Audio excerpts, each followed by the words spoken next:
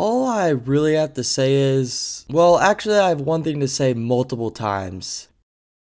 USA, USA, USA, let's go! Man, what a U17 tournament for our cadet freestyle team. It has been a fun weekend watching our future stars really show out, and regardless of all of that, it is hard to find a bad world championships. And what I really mean by that is future stars from other countries like India, Iran, USA of course, and so many others really made this an amazing week of wrestling from Monday all the way till Sunday in all respected styles. Before we crack into this amazing tournament of the U17 / Cadet World Championships, what's going on everyone? My name is Tanner and welcome back to TrueTan Wrestling. I primarily do entire event recaps like last week where we did a mega deep dive into the Fargo Championships, along with super in-depth lineup breakdowns and speculation videos all within the wrestling space to grow the great sport. If any of that sounds interesting to you, be sure to hit that like button on this video, and if you really end up enjoying the channel, we would love for you to hit that subscribe button to good old TrueTan Wrestling. Also, there was a ton of action, so if you have any questions, be sure to comment your thoughts on the impressive event. Now, without further ado, let's talk about USA and their success at the U17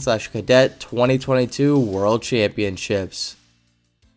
Now, of course, the freestyle team sort of stole the show with their elite performance, but there was some amazing moments in women's and Greco wrestling that I'm for sure going to highlight before we dive into men's freestyle. I did recently add timestamps to my videos, so check those out in the description or check it out on the time bar below. That way you can start wherever you want to start, but if you are here for the full ride, there is no better place to start than talking about Mr. Greco and USA World Champion Joel Adams. For starters, USA only has a little bit of success in Greco historically, especially at these age level world championships. However, Joel Adams threw that stat right out the door, winning this tournament without giving up a single point and looking like a Greco master. He was also a sniff away from making the freestyle team as well, so he's just really solid at the sport. Adding a world gold onto his Fargo stop signs, he is building an amazing resume in Nebraska. In other Greco news, we of course had Mr. Fargo himself, Cody Merrill, coming off one of the most impressive Fargo runs last week to hopping on a plane and flying to the World Championships and winning himself a Greco bronze medal at 92 kilograms, helping USA finish in 8th place in men's Greco. Last thing to truly mention is we had some double ups, which is not easy to do by any means, with Christian Castillo placing 8th at 48 kilograms Greco, missing a medal round along with Coy Hopke at 110 kilograms. I'll mention both of those guys in a little bit. If you watch the freestyle tournament, you know what I'm talking about. There was also Arvin Korzravi, who was one win away from medaling at 71 kilograms for USA, so that was definitely a heartbreaker. And that basically wraps up our most impactful Greco performances from the Cadet World Championships. But to be honest, man, Joel Adams just stole the show in Greco. I mean, no one even came close to his performance. He was just so impactful here.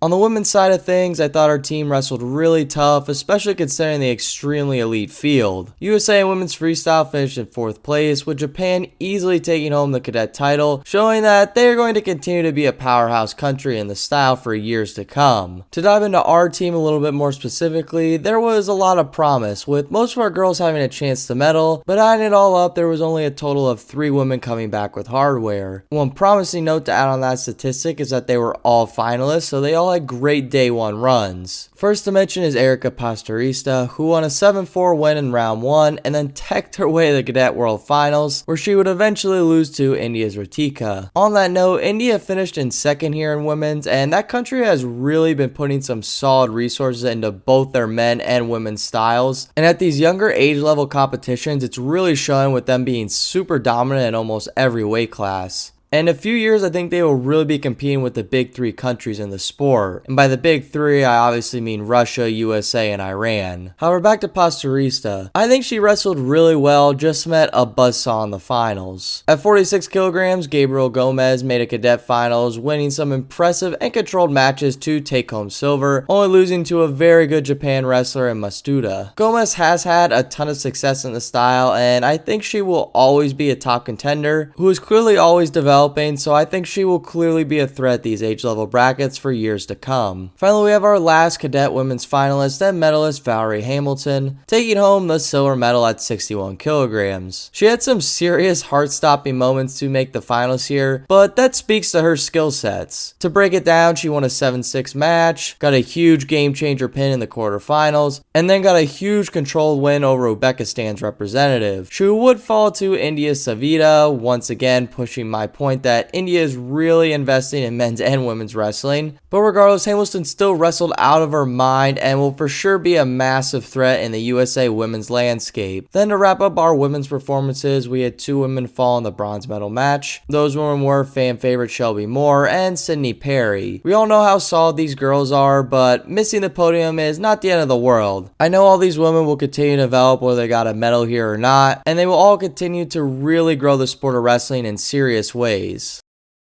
Then we had what felt like an explosion at the 2022 Cadet World Championships. Our men's freestyle team absolutely dominated. Out of our 10 competitors, we had 9 medalists, 7 finalists, 2 bronze medalists, 3 silver medalists, and 4 incredible gold medalists that are all equaling the future of the sport and great USA World teams and Olympic teams to come. I believe this was America's first Cadet World Championships, and well deserved because they blew the doors off of this tournament. The tournament was started off really well, with America getting 4 wrestlers in the finals and then 3 more into the finals on the second day of freestyle competition. When a team like this does so well, it is hard to pick a spot to start, but let's work our way up the ladder. For starters, the only non-medalist was Kyler Larkin, who went 1-1, losing to bronze medalists in the quarterfinals at 60 kilograms. With that said, we all know how solid he is, and winning a match here is still really good, but that is just the start of this team's dominance. Next up to bat were our impressive bronze medalists that have 2 totally different stories. There was Maxwell McElhenney, who made the semifinals at 92 kilograms, but would fall to the eventual champ of Kazakhstan, who, side note, had an amazing freestyle performance as well, having 2 champs, but anyway, McElhenney would go on to win bronze, being India's representative at 92 kilograms in a tight 2-1 match. And then we talk about Zack Ryder, who had a much different storyline than that. He would get teched in round 1 by Iran's representative Soleimano, which is a scary game to play in round 1. For those who do not know, the World Championship basically run on follow the leader fashion. So if you lose before the semifinals, you need the guy who beat you to make the finals in order for you to enter the wrestlebacks or repechage as they call it. So essentially, if you lose in the semis, you just need to win 1 more match to take bronze, and that is also why there's always 2 bronze medalists. It is almost like the 2 sides of the brackets just don't connect except for the finalists, which is really different, but that's just how it's done. Anyway, lucky for Zack Ryder, he did the next best thing when he got his second berth in the repechage, winning a 2-0 match, a 10-0 tech fall match, and then an 8-0 bronze medal match win to show some serious heart and to add on to the medal counter for Team USA. Then we had our string of silver medalists who all had some intense matches to clinch their world medal spots. Starting off with Christian Castillo, who did not medal in Greco, but he for sure did here in freestyle. For starter, he hit a last-ditch effort attack to make the semifinals over a very good Iranian wrestler who would actually come back to place bronze. Then Castillo dropped a heartbreaker finals to Azerbaijan's wrestler Bagirov in the 48 kilogram finals. And to give credit to Azerbaijan, they also wrestled an amazing tournament here, and they always normally have pretty solid guys. However, back to Castillo, he is a stud for Valiant Prep, and he really showed it here. Then at 55 kilograms, we had the guy I have been dying to talk about with Jackson Forrest, taking home another silver medal for America, and even though he did not get what he wanted, holy cow is this kid good. His outside control attacks, slide bys, and so much more make him one of the most dangerous high school wrestlers ever, in my opinion. He was a world teamer as an 8th grader and a Super 32 placer as an 8th grader as well. And just adding on to it, this world medal is just another thing fueling his fire for his pre-high school resume, which is crazy to think we are going to see 4 more years of this kid before he's in college. He might become one of the biggest recruits ever, but let's not jump the gun yet and just enjoy what we are seeing so far. Jackson Forrest had some really fun matches leading into the finals, along with an amazing freestyle awareness and technique. He would get headlocked twice, unfortunately, to lose his lead in the finals, finals, but besides that, he looked really solid, and I'm excited for him to come back and take this tournament by storm in a year. Then our last silver medalist, Tyler Kasich, the Penn State commit, would have some last second wins along with a pin to make the 65 kilogram finals, where he dropped a 5-3 match to another Azerbaijan wrestler. It's funny, I can still think of Kasich and Adams' crazy rivalries over these past couple years, and both of them made this tournament really fun to watch in both styles, and of course they both did really well. Now, to be fair, the performances I've mentioned so far are indeed incredible, but we still have 4 gold medalists to talk about, so let's do it. The first champ of the tournament for good old USA was 110 kilogram stud Koi Hopke, who absolutely gassed out his opponent from France in the finals. I still don't know how he was that gassed out so hard, but that guy was actually really crafty, but he was no match for Hopke, who dominated this weight class and came home with a gold medal for it. Also, Team USA had bookends with, of course, their heavyweight taking home gold, but then of course the very first weight class at 45 kilograms with Dominique Munero bringing home the second gold medal and keeping the 45 kilogram USA gold medal streak alive. I personally thought Munero looked a little small at the weight, and even James Green was a little concerned of that, but at the end of the day, technique overweighs size, no pun intended, and Munero is just so smooth and no one was really a match for him with his speed and skills. We also got over the Azerbaijan hump with him beating their rep in the finals 2-0. Then we had an absolute stud at 51 kilograms in the returning silver medalist Luke Liljedahl, who I knew would upgrade his medal when he beat Bo Bassett in the World Team Trials. Liljedahl is honestly unbelievable, and dare I say, he looked even better than the World Team Trials here. He was just so much faster than literally everyone he wrestled from an attack and a defensive standpoint. Beating his Iranian opponent 10-1 in the finals was an incredible feat to watch, and the way he handled probably one of the toughest weight classes in the world at this age level right now is stunning. Super congrats to Liljedahl, and he might be my new favorite high school wrestler to watch, but the final goal for USA might give him a run for his money. At 71 kilograms, we saw Joe Seeley put the world on his back and then smash through it, winning 55-1 over everyone he wrestled, taking home the final gold for USA and proving he is the #1 pound for pound in his respected class. Joe Seeley is honestly a next topic level wrestler. He is just that good, and to be fair, that can go for most of Team USA. We are in really good hands internationally for a long while.